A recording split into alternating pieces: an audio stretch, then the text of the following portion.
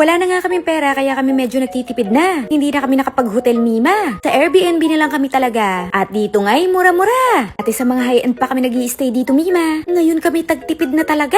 Mukhang si Dudong ay pawala na. Hindi siya yung kanyang pera. Look nyo nga't umorder na kami sa karinderiya. Di na kami nagresto, Mima. O, tingnan nyo ang face ko pag walang tinted sunscreen. Kita ang aking 2 pimples. And look nyo naman after ng tinted sunscreen. Maganda iyan pag second lapat. Parang makeup kasi iyan. Para mag-hold siya, kailangan may base talaga. Which is yun nga ang first layer niya. So ayun na nga, parang kami nagtitipid. Feeling ko nga ako hindi na makakakupit. Si Dudong kasi nagastos sa nanay niya. Nagastos pa siya sa akin, Mima. Tapos kinukupitan ko pa. Ayun, ubos siya talaga. 3 nga lang sila sa buhay. Isa lang din ang kapatid niya. At matanda na rin, Mima. Wala rin ngang pamilya. Tsugi na kasi ang tatay niya. Siya pa ang panganay sa kanila. Wala na rin trabaho ang nanay niya. Di naman kami namamasyal din Dinadalaw lang namin ang kanyang pamilya. Ang laki nga lagi ng ginagastos namin, Mima.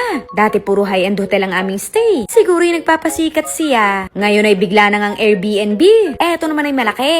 Kaso'y napakaluma na. Ang hirap pa ng basurahan dito, Mima. Diyos me, bawal siya ipagsama-sama. Ang dami nilang rules sa basura Meron nga siyang tito-tita. Hindi naman niya tinuturing talaga. Fab niya kasi ang side ng tatay niya. Kaso taga New York naman sila. Di naman siya dito lumaki, Mima. Naliligaw pa nga kami Niwala nga kami din ng kotse. Kahit motor ay wala Paano ngayon naliligaw siya? Overpriced pa ang mga car dito. Basta nga lahat mahal, Mima.